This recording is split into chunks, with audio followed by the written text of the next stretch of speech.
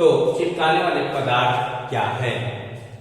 तो वे पदार्थ जो पुस्तक कला में चिपकाने का कार्य करते हैं, यानी दो कागजों को, दो दफ्तियों को आपस में चिपकाने का कार्य करते हैं, उसे हम चिपकाने वाला पदार्थ कहते हैं। फिर से एक बार देख लेंगे।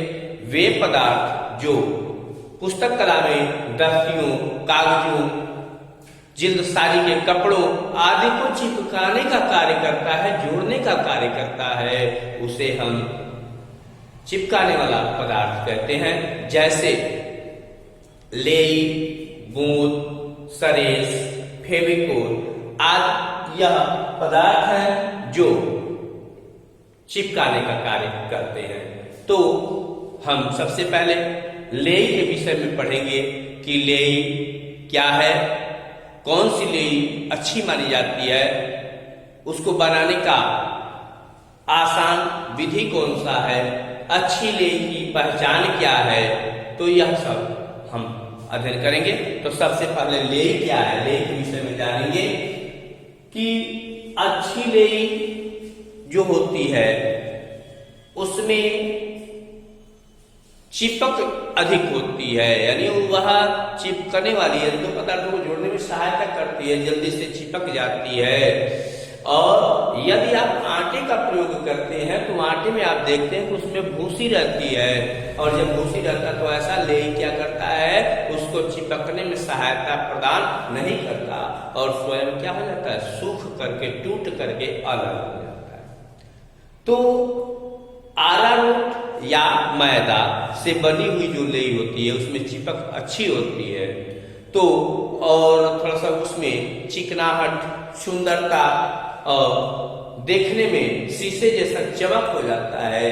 तो इस प्रकार यह लेई अरारोट से या मैदा से बनी हुई लेई अच्छी मानी जाती है और चिपकाने पर यह कम चिपकती है, यानी कम सिकुड़ती है। अरारोट से बनी लेई अच्छी तथा चिपकाने वाली शक्ति अधिक होती है। तो यह आपका हो गया लेई। तो लेई बनाने में कौन कौन सी आवश्यक सामग्री होती है उसको हम देखेंगे। तो पहले मैदा या अरारोट, पानी, नीला खोथा, फिटकरी, चमचा यानी बड़ा चम्मच जिसे हम भगोना में जो रखा गया उसको चलाने के लिए, और अगला है अंगीठी। यह आवश्यक सामग्री है। तो पकाने की विधि क्या है? तो सबसे पहले हम आप अंगीठी रखेंगे, अंगीठी जला देंगे, अंगीठी पर बड़ा भगोना रख लेंगे, भगोने में 3 किलो पानी लेंगे और 3 किलो पानी में 1 किलो मैदा हम लेंगे, और जितना आपका मैदा है यानी 1 किलो का 2% हम नीला कोथा लेते हैं और 5% हम फिटकरी लेते हैं। उन सबको बारीक पीस करके उस भगोने में हम मिला देते हैं और चम्मच से चलाते रहते हैं। और यह चम्मच से चलाने के लिए इसलिए चलाते हैं कि वह तली में जले न, यानी तली न पकड़े और उस लेई में गांठ न हो। यह हम देखते हैं कि न तो गांठ उसमें रहे और न तो उसमें तली में चिपक आए, यानी जले न, इसलिए हम उसे चमचे से हमेशा चलाते रहते हैं। तो जब लेई पक जाए तो पहले हम उसे हल्का सा लेकर के हाथ से उससे अंगूठे और दूसरे अंगुली से देखते हैं इसमें चिपक है या नहीं है। इसके बाद हम एक और विधि अपनाते हैं अच्छी पकी हुई लेई की पहचान करने के लिए, कि हम 2-3 बूंद पानी उस लेई के ऊपर हम डालते हैं। अगर वह पानी लेई में मिल जाता है तो यह मान लेते हैं कि वह लेई अच्छी तरह से पकी नहीं है, जबकि वह लेई, उस लेई में अगर पानी ऊपर रह जाता है तो यह कहते हैं कि यह लेई पूर्ण रूप से पक गई है। तो अगर पानी नीचे चला गया तो पुनः उसे हम पकाते हैं, और पकाने के बाद हम यह देखते हैं कि उसमें अधिक पानी न रहे और वह लेई चिपक वाली हो। तो इस प्रकार से वह लेई आपकी पक करके तैयार हो। अच्छी लेई की पहचान क्या है इसको आप देखेंगे तो यह लेई कांच की तरह से चमकती हुई नजर आती है, दिखती है, और उसमें विशेष प्रकार का गंध होता है, यानी वह सुगंधित होती है। दूसरा होता है उस लेई में गांठ नहीं पड़ती है, गांठ नहीं होती है, यानी गोली गोली की तरह से जो लेई हो जाती है वह लेई अच्छी नहीं होती है, उसमें गांठ नहीं होनी चाहिए। तीसरा, यदि थोड़ी लेई ऊपर से लेकर के उसको हम नीचे गिराते हैं तो वह लेई पूरे लेई से अलग दिखती है, न कि उसमें मिल जाती है। यह अच्छी लेई की पहचान है। चौथा क्या है? लेई में चिपक होती है। पांचवा है यह बहुत दिनों तक, क्या होना तक? बहुत दिनों तक इसे हम माने क्या कर सकते हैं कि खराब नहीं हो सकती, उसे हम अच्छी तरह से रख सकते हैं, यानी यह खराब नहीं होती है। तो यह आपका हो गया अच्छी लेई की पहचान। अगला है नीला थोथा व फिटकरी का महत्व क्या है? नीला थोथा व फिटकरी को हम क्यों उसमें मिलाते हैं? तो आपको हम बता दें कि नीला थोथा व फिटकरी दोनों कीटाणुनाशक होते हैं, और कीटाणुनाशक होने के कारण उसमें झींगुर, दीमक, चूहा आदि उसके नजदीक नहीं आते, उसको हानि नहीं पहुंचाते। और अगला क्या है? यह लेई को सुरक्षित रखता है, वह दुर्गंध से दूर रखता है, कीटाणु को दूर रखता है, और लेई की सुंदरता बढ़ाता है। यह नीला थोथा और क्या है उसका कार्य है, जिसका नीला थोथा और फिटकरी का कार्य हो गया। अब आता है अगला आपका कि लेई लगाते समय सावधानियां या ध्यान देने योग्य बातें। तो आपको हम बता दें कि सबसे पहले लेई लगाते समय अपने हाथ पोंछने के लिए वह धोने के लिए पानी व कपड़ा सुरक्षित रख लेना चाहिए। अब लेई लगाते समय हमेशा यह 3 अंगुलियों का प्रयोग सदैव करना चाहिए। हमेशा यह देखना चाहिए कि जो दफ्ती या कागज पर लेई हमको लगाना है उसमें उसको हम पहले से ही काट करके अलग रख लें। उसके बाद दूसरा चीज आता है कि कागज को एक जगह चिपकाने के बाद वह जब चिपक जाए 2, 4 मिनट 5 मिनट के बाद ही दूसरा कागज उस पर चिपकाया जाए। ठीक है, तो यह आपके लेई चिपकाने का जो ध्यान जो देने योग्य बातें हैं वह यह रहा। अब इसको एक बार थोड़ा सा आपको अलग से थोड़ा समझा दें। इस चिपकाने वाले पदार्थ क्या है? वे पदार्थ जो पुस्तक कला में चिपकाने का कार्य करते हैं, कागजों को चिपकाने का कार्य करते हैं, जिल्दसाजी में चिपकाने का कार्य करते हैं, तो या दफ्ती को चिपकाने का कार्य करते हैं, उसे हम चिपकाने वाले पदार्थ कहते हैं। चिपकाने वाले पदार्थ के नाम गोंद, लेई, सरेश, फेविकोल आदि। अब अच्छी लेई क्या है? तो वह लेई जो मैदा द्वारा बनती है वह चिपकाने पर कम शुद्ध होती है। अरारोट से बनी हुई लेई अच्छी मानी जाती है, जो चिपकाने वाली शक्ति उसमें अधिक होती है। यह संक्षेप में हम बता रहे हैं, इसके पहले आपको बताया जा चुका है। लेई बनाने में कौन कौन सी सामग्री लगती है, तो आप देख रहे हैं क्या क्या? मैदा या अरारोट, उसके बाद पानी, उसके बाद नीला थोथा, उसके बाद फिटकरी, उसके बाद चमचा, उसके बाद भगोना, उसके बाद अंगीठी। यह आपका है। तो बनाएंगे कैसे? तो अंगीठी को हम सबसे पहले जला देंगे और उस पर भगोने में हम 1 किलो मैदा को 3 किलो पानी में हम लेकर के क्या करते हैं? घोल देते हैं। और घोलने के बाद उसमें मैदा के वजन के 2% नीला थोथा और 5% में फिटकरी को बारीक पीस करके उसमें मिला लेते हैं, और बड़े चमचे से उसे हम हमेशा क्या करते रहते हैं? घोलते रहते हैं। यह इसलिए ऐसा करते हैं कि ताकि उस लेई में गांठें न पड़े और वह तली में न जले। अब आता है कि अच्छी पकी हुई लेई की पहचान क्या है? तो इसे हम 2 विधि से हम पहचान लेते हैं। सबसे पहले नंबर 1 कि हम 2-3 बूंद पानी उसमें डालते हैं। अगर पानी लेई के अंदर समा जाता है तो वह अच्छी पकी नहीं है। अगर नहीं समाता है तो वह लेई पककर तैयार हो चुकी है। दूसरा विधि यह है कि हम थोड़ा सा उसको ले करके और अंगूठे और एक उंगली से उसको देखते हैं उसमें चिपक आ गई है या नहीं आ गई है, फिर इसको हम ले लेते हैं। तीसरा विधि ये है कि हम ऊपर से उठा करके कुछ लेई का भाग उसमें पुनः गिराते हैं और यह पाते हैं कि वह लेई अगर पूरे से अलग है तो उसे हम मान लेते हैं कि अच्छी लेई है, अगर वह उसमें मिल जाती है तो अच्छी पकी हुई लेई नहीं है। अब अगला चीज आपका आता है कि अच्छी लेई की पहचान, यह कांच की तरह से चमकती है, ये इसमें गांठ नहीं होती है, थोड़ी देर ऊपर से लेकर के नीचे गिराते तो वह अलग रहती है, एक में नहीं मिलती, चिपक होती है। पांचवा, यह बहुत ही दिनों तक सुरक्षित रखा जा सकता है, खराब नहीं होती है। अब नीला टोटा व फिटकरी का महत्व क्या है यह हमने बता दिया, फिर से सुन लीजिए। यह कीटाणुनाशक है, यह दुर्गंध को दूर करता है, कीटाणु को दूर करता है और उसे क्या बना देता है, सुंदरता ले की बढ़ा देता है। तो लगाने ले लगाते समय ध्यान देने योग्य बातें कि ले क्या होती है। ले को हम जब लगाते हैं तो उसके पास हाथ धोने के लिए या हाथ पोंछने के लिए हमको कपड़ा चाहिए, जहाँ ले हमको लगाना है उसको हम काट करके अलग अलग लेते हैं और हाथ की अंगुली से ही हम लगाते हैं, क्योंकि इससे ले कम उठता है और नुकसान कम होता है। तो आज इन बातों को ध्यान देते हुए अगले वीडियो में हम पुनः सरेस के विषय में अध्ययन करेंगे। तब तक के लिए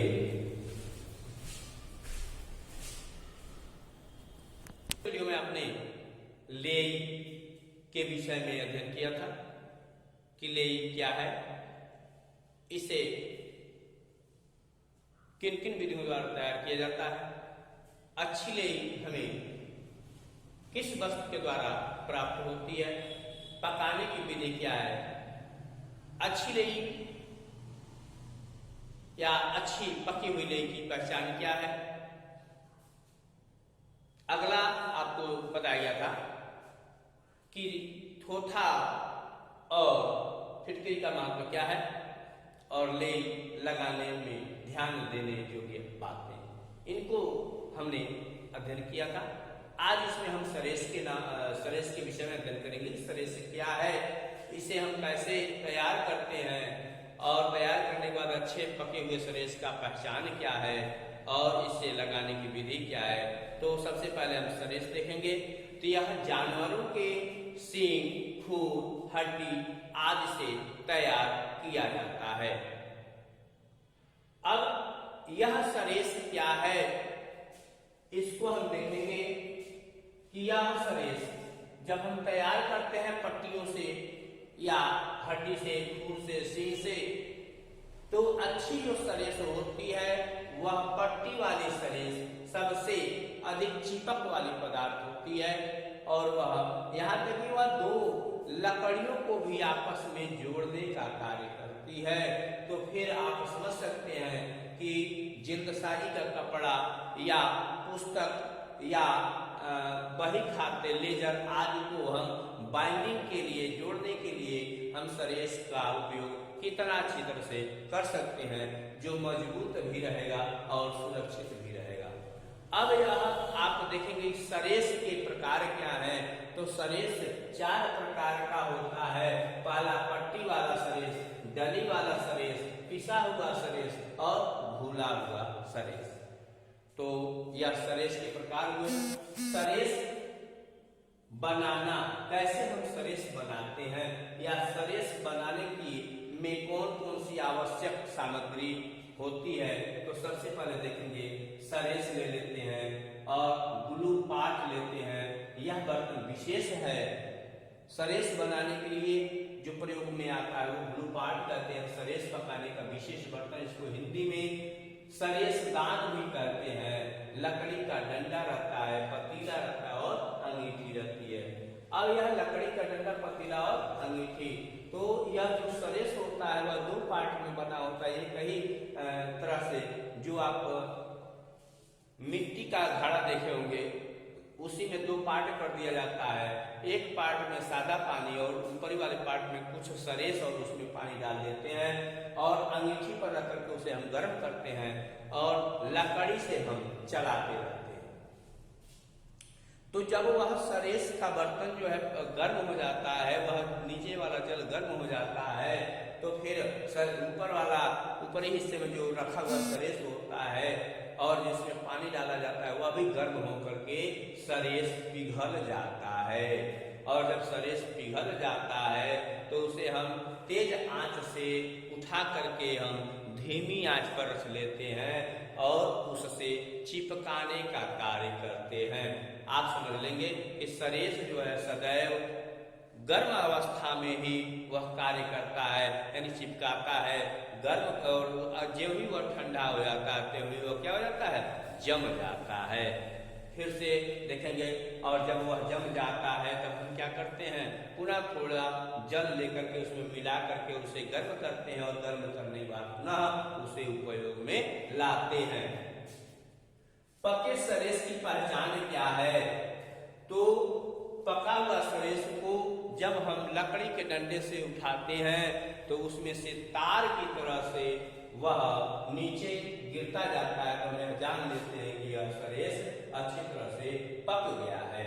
पुस्तक कला में सरेस का प्रयोग, इसका प्रयोग चमड़े की जिल्द मढ़ने, दो दफ्तियों को जोड़ने तथा जुजबंदी की सिलाई को पीठ में चिपकाने के लिए सरेस का प्रयोग किया जाता है। बरसात में लेई के द्वारा चिपकाने वाला कार्य अच्छा से या नहीं हो पाता, ठीक ढंग से नहीं हो पाता, अतः बरसात के दिनों में सरेस द्वारा हम दो या पुस्तकों को, दो दफ्तियों को, आज भी इसको भी जोड़ना होता है, उसे हम सरेस द्वारा जोड़ लेते हैं। फिर से एक बार थोड़ा सा हल्का सा आपको फिर बता दें कि सरेस से क्या है, यह अधिक चिपकने वाला पदार्थ है जो जानवरों के हड्डी, फूट, सींग आदि के द्वारा तैयार होता है। पट्टी वाला सरेस अच्छा होता है जिससे रजिस्टर, पुस्तक, यहाँ तक कि दो लकड़ियों को भी जोड़ने इससे जोड़ा जा सकता है। इसे गर्म ही प्रयोग करना चाहिए। बताए भैया, सरेस के प्रकार या तो 4 प्रकार का होता है, पट्टी वाला सरेस, डली वाला सरेस, पिसा हुआ सरेस और घोला हुआ सरेस। अब सरेस बनाना कैसे बनाते हैं, तो इसमें आवश्यक सामग्री क्या है, तो सरेस, ग्लू पाट, लकड़ी का डंडा, पतीला, अंगीठी। सरेस पकाने की विधि क्या है? सरेस को पकाने से पूर्व भिगोना चाहिए, यानी सरेस जब हम पकाते हैं उसको पहले भिगो देना चाहिए और ये उसमें इतना ज्यादा अधिक पानी डाल देना चाहिए कि सरेस दब जाए। अब क्या करेंगे, सरेस दान में निचले हिस्से में सादा पानी तथा ऊपरी हिस्से में हम थोड़ा सरेस डालते हैं और कुछ पानी डाल देते हैं, गर्म करते हैं। जब सारा सरेस पिघल जाता है और गांठ न रहती है, यानी उसमें गांठ नहीं पड़ती है, तो जान लें कि सरेस पक गया है। और सरेस को तेज आंच से धीमी आंच पर रख देते हैं, नहीं तो वह जम जाएगा। जम जाने पर थोड़ा पानी डालकर उसे गर्म करते हैं और पुनः प्रयोग में लाना चाहिए। इसे ब्रश द्वारा लगाना चाहिए, दिया भी इसे ब्रश द्वारा। पके सरेस की पहचान क्या है? पट्टियां पिघल जानी चाहिए तथा सरेस को लकड़ी से उठाकर देखना चाहिए कि तार दे रहा है कि जब जैसे उठाएंगे उसमें से तार धीरे धीरे नीचे गिरता है। पुस्तक कला में सरेस का प्रयोग, इसका प्रयोग चमड़े की जिल्द मढ़ने, दो दफ्ती को जोड़ने, जुजबंदी की सिलाई को पीठ में चिपकाने के लिए किया जाता है। बरसात में लेई चिपकाने का कार्य ठीक से नहीं हो पाता, अतः सरेस द्वारा बरसात के दिनों में चिपकाने का कार्य किया जाता है। तो आज के वीडियो में बस इतना ही।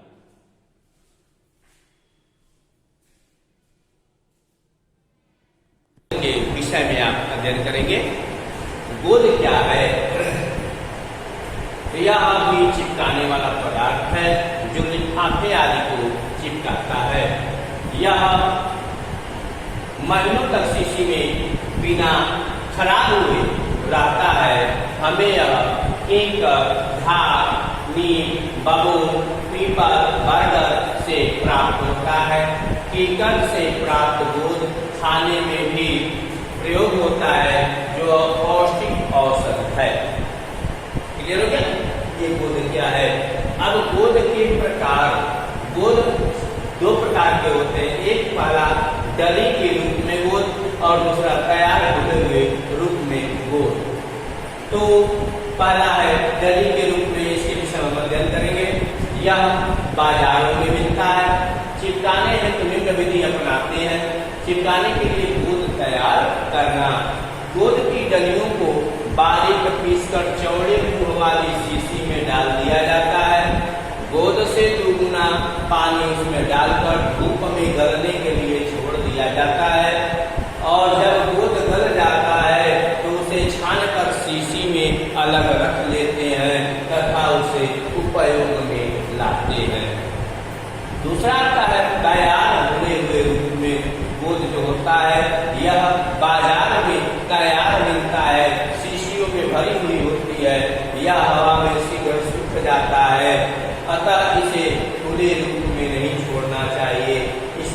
पानी नहीं मिलाना चाहिए, क्योंकि अगर खुले छोड़ देते हैं तो हवा से सूखकर पपड़ी के रूप में जम जाता है, और यदि इसमें पानी मिलाते हैं तो इसमें छीछड़ों की तरह से यानी पानी में यह गोंद अलग अलग इधर उधर तैरने लगता है। तो इस तरह से यह दोनों ही स्तर से यानी छोड़ने पर भी और इसमें पानी मिला देने पर भी यह कार्य नहीं करता, अर्थात यह चिपकाने का योग्य नहीं होता, यह चावल के माड़ की तरह से होता है।